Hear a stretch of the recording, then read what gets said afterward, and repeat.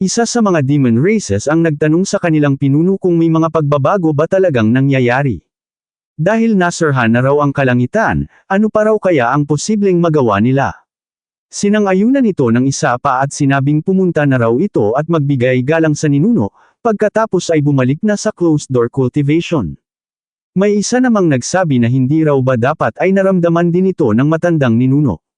Nagtatanong sila kung wala ba itong ibinigay na utos. Sumagot ang isa na hindi raw siya naglakas loob na gambalain ang matandang ninuno.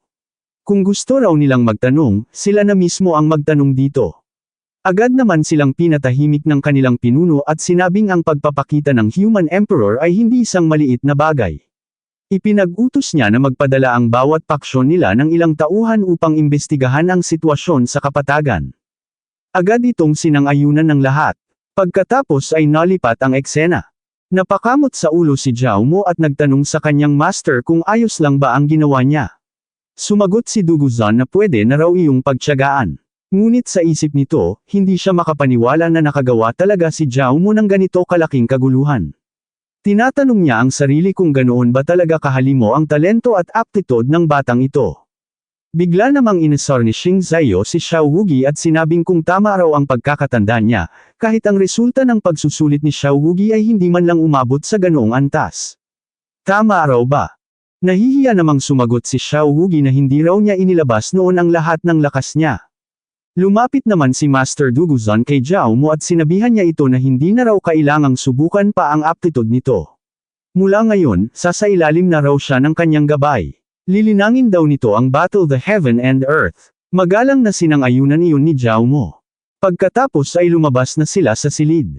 Sa labas, sinabi ni Duguzan na ang tunay na kahulugan ng battle the heaven and earth ay hindi isang set ng mga galaw o teknik, kundi isang fighting spirit, isang kalagayan ng pag-iisip. Habang naghahanda siya, sinabi ni Duguzan kay Zhao Mo na mula ngayon, ang kailangan lang daw nitong gawin ay masusing pansinin ang mga pagbabago sa kanyang aura. Isang beses lang daw niya itong ipapakita. Sumagot si Zhao Mo na nauunawaan niya iyon.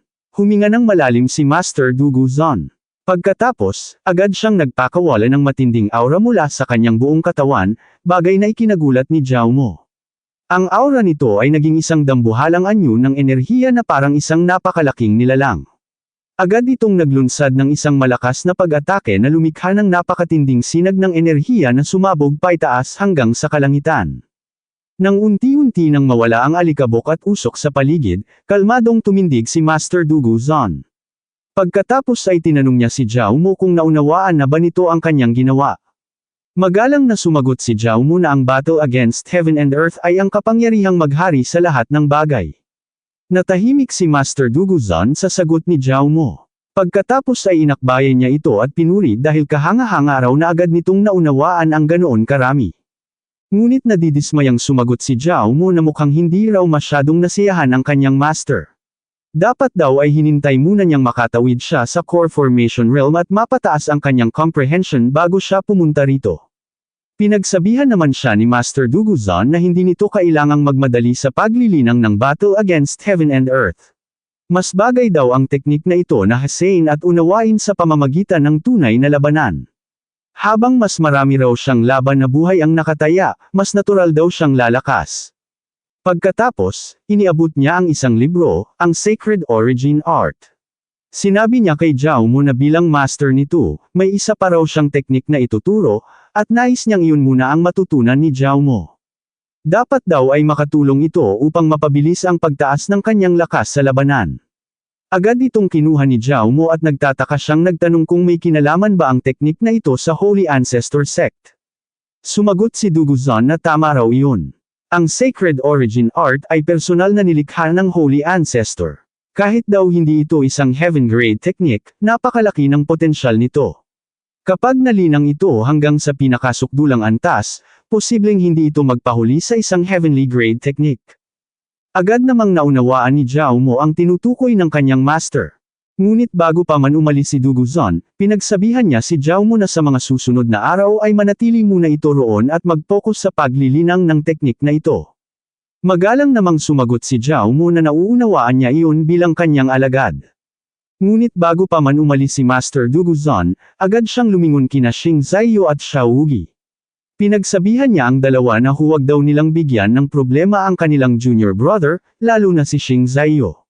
Sumang-ayon naman ang dalawa sa utos ng kanilang master. Hindi nagtagal, nagtungo si Zhao Mu sa isang tahimik na silid at sinuri ang aklat. Gaya ng inaasahan niya sa isang high-grade earth rank technique, kahit sa kasalukuyan niyang antas ng comprehension ay sobrang hirap pa rin itong sanayin.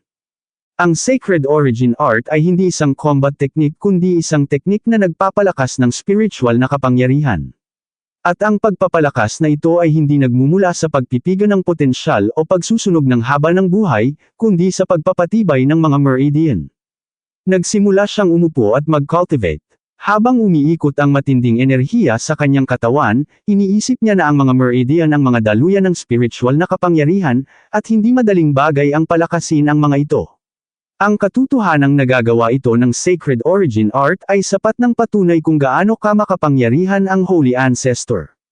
Kung ganoon, buong kumpiyansa niyang titingnan kung ilang beses niya kayang mapalakas ang kanyang spiritual na kapangyarihan. Makalipas ang 3 araw, habang patuloy na nagko-cultivate si Zhao Mu, nagsimula siyang magpalabas ng enerhiya sa kanyang kamay at napagtanto niyang kaya niyang gawin ang mini version ng Blazing Flame Palm. Sinubukan niya itong pakawalan at nang tumama ito sa dingding ay nagkaroon ng malakas na pagsabog. Nagawa niyang mabasag ang dingding kahit mayroon itong array protection. Dahil sa pangyayaring iyon, biglang napalingon si Zhao Mu nang may marinig siyang boses mula sa kanyang likuran na nagsasabing kahit may defense formation na nakalagay, nakapagdulot pa rin daw siya ng ganito kalaking pinsala. Gulat na gulat si Zhao Mu nang makita niyang ang dumating ay si Lady Saintess An Zixuan. Idinagdag pa ni Lady Saintess An Zixuan na ang bilis ng pag-unawa ni Zhao Mu sa Sacred Origin Art ay talagang lagpas sa kanyang inaasahan. Agad namang magalang na bumati si Zhao Mu kay Lady Saintess An Zixuan. Ngunit namula ang kanyang pisngi nang ay lapit ni Lady Saintess An Zixuan ang kanyang paa sa balikat nito. Pagkatapos ay sinabi ni Lady Saintess An Zixuan na ngayong naipasa na niya ang mga pagsubok ng 3 elder, hindi raw ba dapat ay senior sister na ang itawag ni Zhao Mu sa kanya. Lalo pang namula ang pisngi ni Zhao Mu habang tinatawag si Lady Saintess An Zixuan bilang kanyang master. Mula sa portal na nilikha ni Lady Saintess An Zixuan upang makarating sa kinaroroonan ni Zhao Mu, naglabas siya ng mga ugat na tila mga galami at sinabihan si Zhao Mu na nakausap na niya si Elder Duguzon, kaya ngayon ay sumama na raw ito sa kanya. Hindi pa man nakakasagot si Zhao Mu ay agad na siyang pinulupot ng mga baging sa buong katawan at mabilis na ipinasok sa portal patungo sa tirahan ni Lady Saintess An Zixuan. Marahas siyang ibinagsak sa isang malaking pulang kama. Nang dahan-dahan siyang tumayo, nagtataka siya kung saan na naman siya dinala ni Lady Saintess An Zixuan sa pagkakataong ito. Ngunit bigla siyang nagulat nang bigla na lamang bumagsak sa kanyang hita si Lady Saintess An Zixuan. Pagkatapos ay dahan-dahan itong lumapit sa kanyang mukha at sa malambing at mapang-akit na tono ay tinanong siya kung alam daw ba niya kung bakit niya ito tinanggap bilang kanyang alagad. Hindi nakasagot si Zhao Mu habang namumula ang kanyang mga pisngi dahil sa sobrang lapit ng mukha ni Lady Saintess An Zixuan. Dito na po nagtatapos ang ating kabanata, abangan ang mga susunod pa nating upload. Huwag din kakalimutang mag-like, share, subscribe at i-click ang notification bell para lagi kayong updated sa mga susunod pa nating mga video.